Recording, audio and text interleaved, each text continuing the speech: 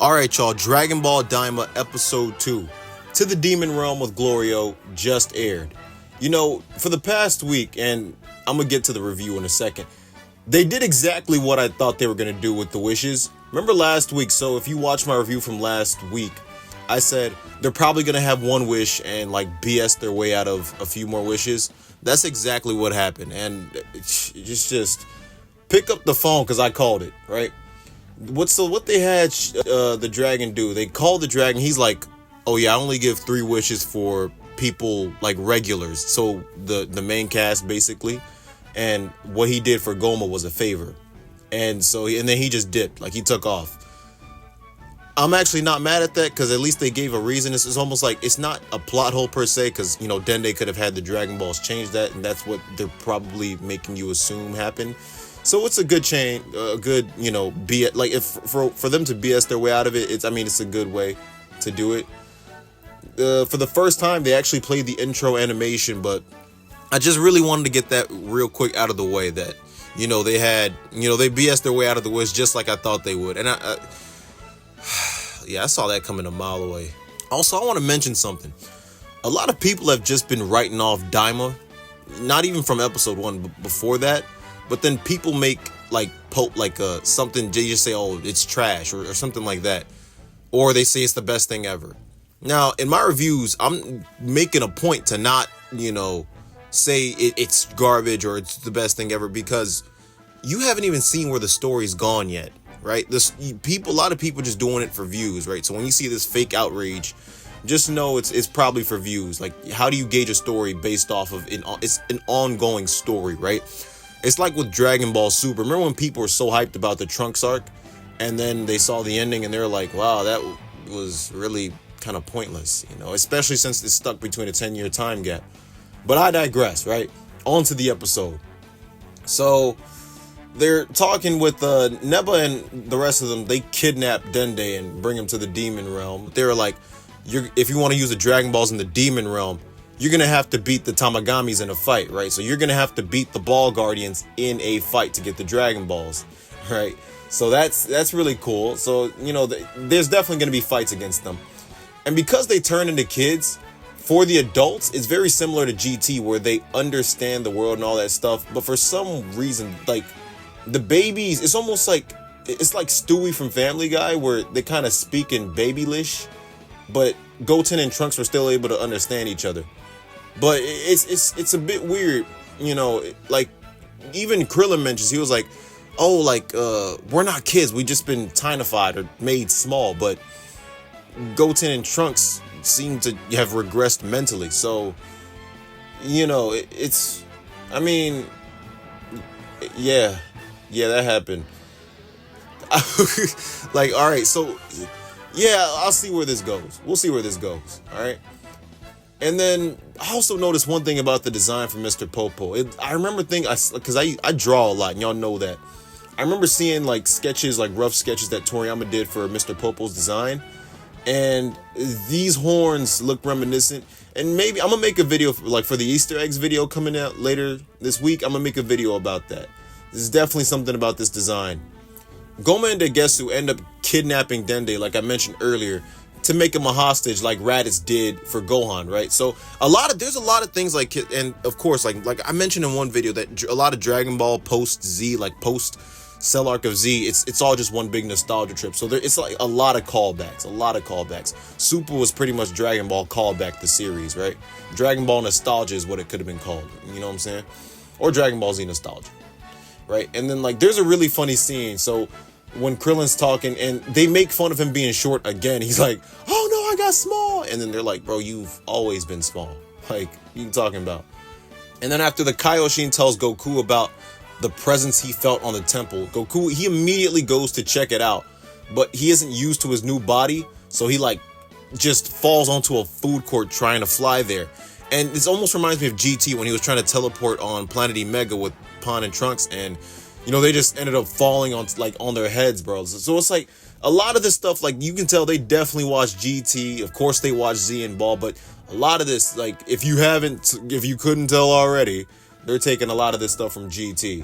So yeah, Like it's amazing. I think Toriyama, he must have loved GT. If they're the way they're referencing it a lot, he must have loved the series, right? Goku, Piccolo, Kaioshin, and Kibito go to the lookout, and they're informed about Dende's abduction by Mr. Popo and whatnot. Piccolo mentions that Neba was an old Namekian who went to the demon realm alone to protect the Dragon Balls of the demon realm. And then after that, Kaioshin has Kibito bring an old spaceship back from their planet so that they can travel to the demon realm. And this, they're taking this from the Child of Katatsu concept when Kami came to Earth. Like his spaceship was all rusty. Same thing with Trunks' time machine that Cell came in. It was all like, it had what's that thing? Fuzz, like that peach fuzz thing on it. And it was all rusty and stuff like that. So it's a concept taken from that era of Dragon Ball. And then Kaioshin mentions that he came to the universe 7, I assume. He could have just been the mortal universe in that spaceship. He used that spaceship to get to the universe. But the fight, I liked how they added this in there, like just this bit of like this little Easter egg, like just to make it make a little more sense. Even though like it being old on its own could have made sense, but they said the fight with Majin Buu with Goku and Vegeta further damaged the ship. So it's like, it's adding, it's remembering things from earlier on, right? So it's, it's keeping within the lore, right? And I made a small connection about like how in GT they had Bulma fix the ship in episode 2 so that they could leave, which is the exact same thing that happens here. So it's like almost beat for beat, these first 2 episodes kind of following the premise of GT, which isn't a bad thing at all. It's a good formula, actually. I think GT starts, like the pace starts quickly. It starts right off the bat, right? Dragon Ball Z takes a bit long. It's like a whole episode of filler before Raditz comes in. Dragon Ball Kai had to fix that up, right? And same thing with Dragon Ball Super. They had that Snake episode, but it starts right off the bat. So I like that. And there's a lot of like downbeat moments. I like when, the cast have, conversations just naturally vibe with each other, So that's one small aspect. One little aspect that I really liked about this episode was Piccolo actually bleeds after hitting a tree. I thought it was meant to be comical, but he hit a tree and just started bleeding. Like, whoa, he got some color in. That's a wrestling reference for y'all who haven't seen that video I made with Geekdom. And then after that, to confirm what I said about the ship Kami came to Earth in, Bulma says it'll take 10 days for her to repair it, just like back in Dragon Ball Z and Dragon Ball Kai, which I made the video on. She said it will take her 10 days to rebuild Kami's ship that he came in. So they're taking that concept. It's clear they're taking concepts from prior events of Dragon Ball, which is, like I mentioned earlier, it's all just Dragon Ball nostalgia, right?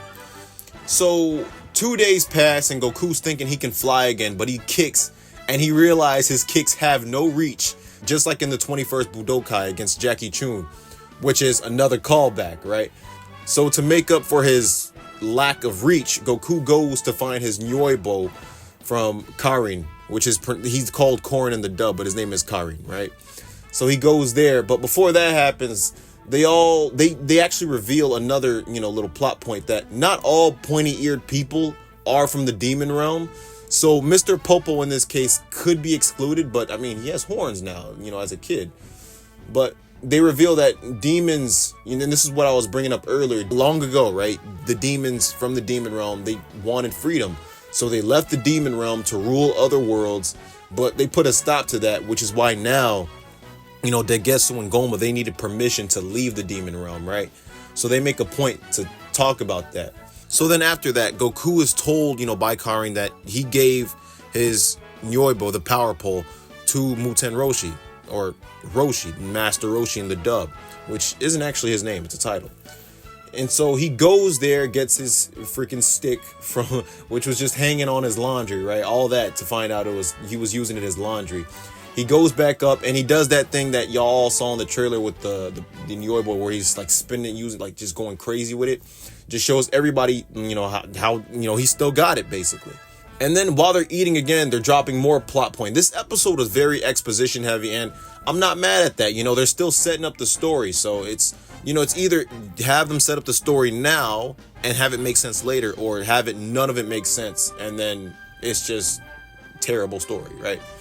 So they're talking more and more about the demon realm, right? And why the Namekians chose to leave the demon realm. And Piccolo just says, oh, the Namekians didn't want to be ruled.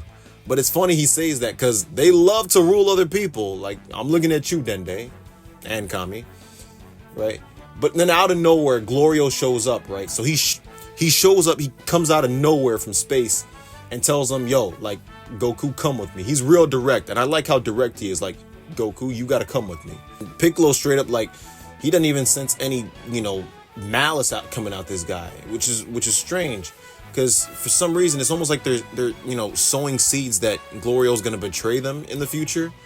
I can feel it, but there's something about him, like, oh, he might be on their side. He might betray them eventually. Glorio in this episode acts as Kaioshin. The king of the third demon realm had Glorio come to get Goku, and the first person I thought of was Dr. Arinsu, but that probably wouldn't make any sense because she was there when Degas and Goma were making their little, watching, home video, right, of the Buu arc. The king of the demon realm sent him to do that because they're looking for strong guys to help them beat demons. What does this sound like? He's Kaioshin from the Buu arc. He's looking for strong guys to help him beat a bunch of demons, right? It's almost like the Trunks role as well. He's looking for strong guys to help him beat a bunch of robots or androids, artificial humans, whatever you want to call them. And Bulma, she stops him like mid, convo to, examine his spaceship for repairs, which sows the seeds that it won't just be Goku going into space or traveling to the demon realm. And which, if you saw the ending theme, they pretty much spoiled that Vegeta and Piccolo are going on the trip with them. So yeah, if you that's pretty much where the episode ends, actually, which gets me to the ending scene. So they set up that Vegeta, Piccolo, and Bulma are also going to be going on this trip with Goku and Kaioshin, because Vegeta wanted to go, but there was only a 3-seater, and even though they're kids, he tried to make that offer, but he was like, no, you're not going to fit. But so they're already sowing seeds that Vegeta, Piccolo, and Bulma, they're all going to the demon realm. Next week, they're traveling to the demon realm. That, this series kicked off pretty fast, even though a lot of it was exposition heavy. At the very least, they got it out of the way. I'm thinking, right? So yeah, stay tuned for episode 3. What will happen in episode 3? Probably a fight, to be honest with you. I'm predicting there's going to be a fight, but if you're looking for more content from me, stay tuned later on in the weekend, because I will make the Dragon Ball Daima episode 2 Easter eggs video, and you can look forward to that. All right, I'll see y'all in the next one.